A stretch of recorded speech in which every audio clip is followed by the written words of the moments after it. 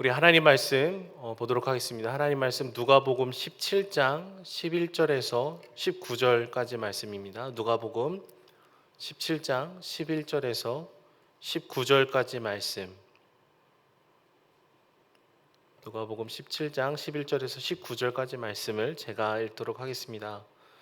예수께서 예루살렘으로 가실 때에 사마리아와 갈릴리 사이로 지나가시다가 한 마을에 들어가시니 나병 환자 10명이 예수를 만나 멀리 서서 소리를 높여 이르되 예수 선생님이여 우리를 불쌍히 여기소서 하거늘 보시고 이르시되 가서 제사장들에게 너희 몸을 보이라 하셨더니 그들이 가다가 깨끗함을 받은지라. 그 중에 한 사람이 자기가 나은 것을 보고 큰 소리로 하나님께 영광을 돌리며 돌아와 예수의 발 아래에 엎드려 감사하니 그는 사마리아 사람이라. 예수께서 대답하여 이르시되 10사람이 다 깨끗함을 받지 아니하였느냐? 그 9은 어디 있느냐? 이 이방인 외에는 하나님께 영광을 돌리러 돌아온 자가 없느냐 하시고 그에게 이르시되 일어나 가라 내 믿음이 너를 구원하였느니라 하시더라. 아멘. 여러분, 사람들과의 관계에 있어서 가장 중요한 것은 그 사람을 수단으로 생각하냐 아니면 그 사람을 목적으로 생각하냐, 이 차이일 때가 있습니다. 한 사람을 수단으로 생각을 하게 되면은요, 아마도 이렇게 필요할 때만 연락을 하게 될 것 같습니다. 필요하지 않을 때는 관계가 멀어질 수밖에 없겠죠. 또 반대로 상대방 자체를 굉장히 소중하게 여기고 목적으로 바라봐 주게 되면은 뭐 기능적인 이유가 아니라고 할지라도 대화를 나누고 인격적인 시간들을 계속해서 보내게 될 것입니다. 예전에 제가 그 사역을 마치고 집에 들어갈 때 검은색 봉다리를 이렇게 달랑달랑 들고 아이스크림을 몇 개 사서 집에 들어갔던 적이 있습니다. 그때는 저희 아이들이 이렇게 말을 잘 못하던 때였는데요. 아이들이 몇 번 이게 아이스크림 맛을 보고 나서는 이제 문을 열면은 제 얼굴을 보는 게 아니라 제 손을 보고 있더라고요.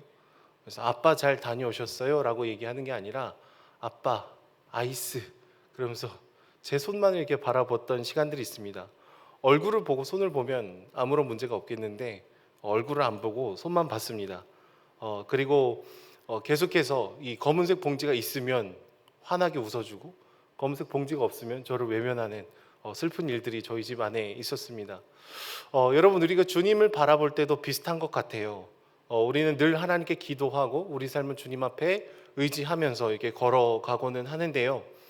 때로는 하나님 한 분만으로 인해서 만족하고 감사하고 기뻐하고 찬양하는 고백을 드리기보다는 여전히 내 상황에 지금 필요한 목록들을 쭈루룩 들고 주님 앞에 나아갈 때가 참 많이 있는 것 같습니다. 물론 검은색 봉다리만 바라보면서 나오는 아이들조차도 아빠가 아이를 볼 때는 너무 귀엽고 사랑스럽듯이 주님은 여전히 우리를 사랑의 눈으로 그렇게 바라봐 주시지만 늘 그렇다고 우리가 주님의 손만을 바라봐서는 안 되는 것이죠. 오늘 말씀에는 10명의 나병 환자가 나옵니다. 예수님께서 예루살렘을 향해서 걸어가시던 길에 한 마을에 들어가게 되는데 이들이 멀찌감치 서서 예수님께 외치고 있어요. 우리를 불쌍히 여겨주십시오. 나병을 낫게 해주십시오. 그런 요청을 하고 있습니다. 그들은 아마도 자신들이 예수님께 가까이 오면 안 된다라는 것을 알게 되었을 것입니다. 그리고 눈에 보일 수 있는 그 거리에서 강력하게 외쳤던 것이죠.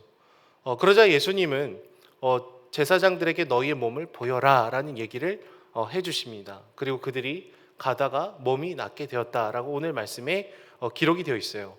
여러분, 중요한 것은 예수님께서 먼저 부정한 그들에게 다가가 주셨다라는 거예요. 주님은 그렇게 늘 우리 삶에 찾아오시고 멀찌감치 서야 될 것 같은 그런 마음들 속에서도 주님은 우리에게 다가와 주시는 것이죠.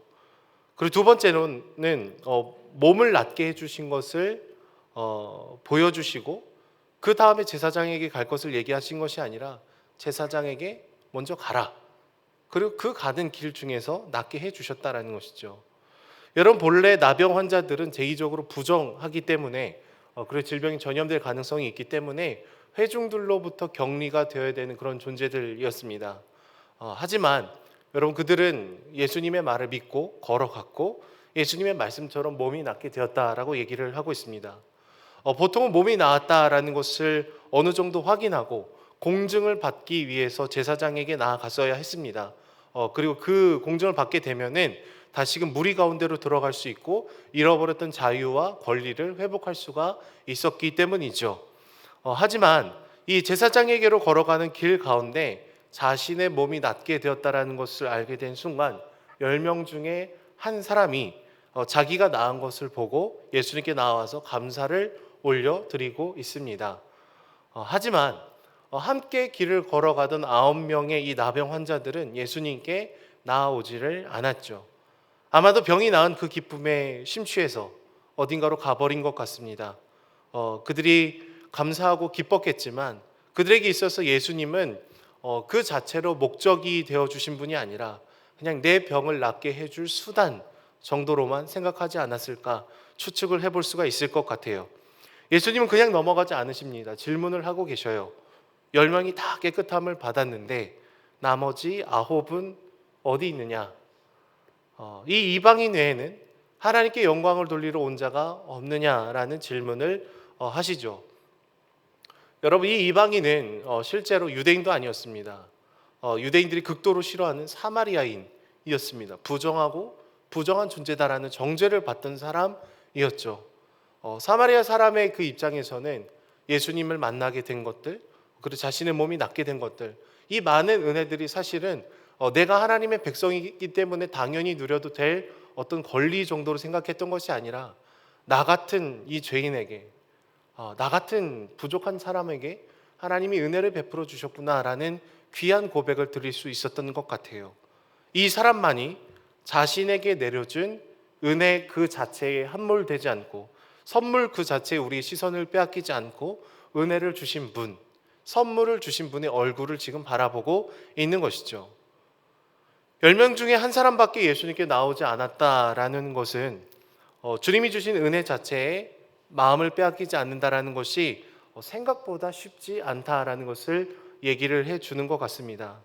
문이 열리면 얼굴을 바라보는 것이 아니라 손을 바라보기가 쉽다라는 것이죠. 예수님이 우리에게 은혜를 주신 것을 기억하고 은혜 주신 분에게 초점을 맞추는 이 사마리아 사람을 보시면서 믿음이 있다라고 얘기를 해주고 있으셔요.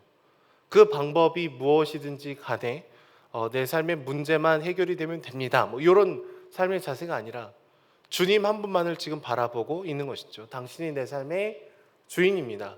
당신밖에 없습니다. 그 고백을 지금 드리고 있다라는 거예요. 예전에 제가 안산동사교에서 대학부에서 신앙생활 할 때 굉장히 열심히 섬기던 형님들 중에 이런 말을 하는 경우들이 종종 있었어요. 영태야, 내가 예수님을 너무 빨리 믿었다. 조금만 더 늦게 믿을 걸. 뭐 그런 얘기를 하는 형님들이 좀 있었습니다. 그러니까 물론 청년의 때에 대부분의 시간을 교회에 이제 보내고 약간은 지치고 힘들어서 그냥 순간 그런 말이 나왔으리라고 생각이 듭니다. 하지만 그 고백만을 보고 돌아보면은 너무나 잘못된 얘기일 때가 많죠. 우리는 주님으로부터 영원한 생명, 그 구원을 받아내는 데에서 우리 신앙이 끝나는 것이 아닙니다. 다 받았으니까.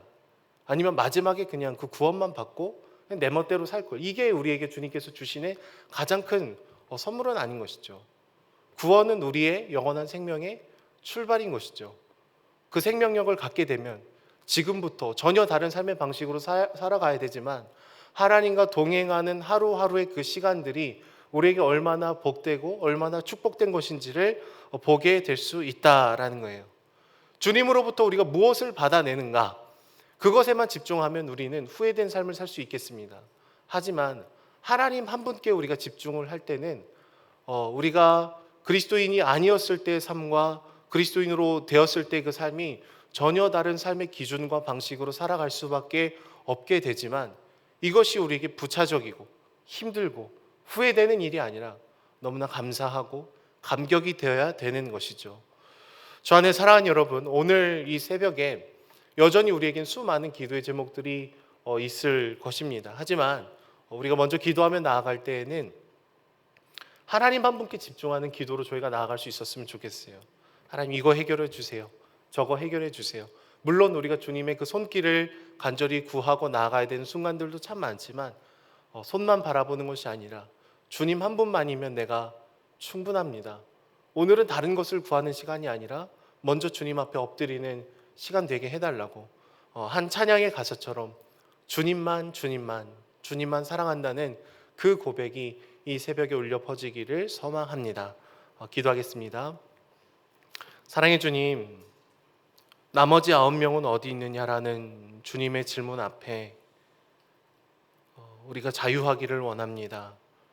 하나님의 손을 바라보는 것뿐만 아니라 하나님의 얼굴을 뵙기를 늘 사모할 수 있도록 주님 붙들어 주시고, 수단이 아니라 하나님의 그 존재를 더 깊이 사랑하고 그 임재를 갈망하는 저희들이 될 수 있도록 주님 붙들어 주시옵소서. 은혜에 함몰되지 아니하고 은혜를 베풀어 주신 주님을 더 깊이 사랑하는 이 새벽이 될 수 있도록 주님 함께하여 주시며, 주님과 그 인격적인 교제 안에서 풍성한 삶이 다시금 회복될 수 있도록 축복하여 주시옵소서.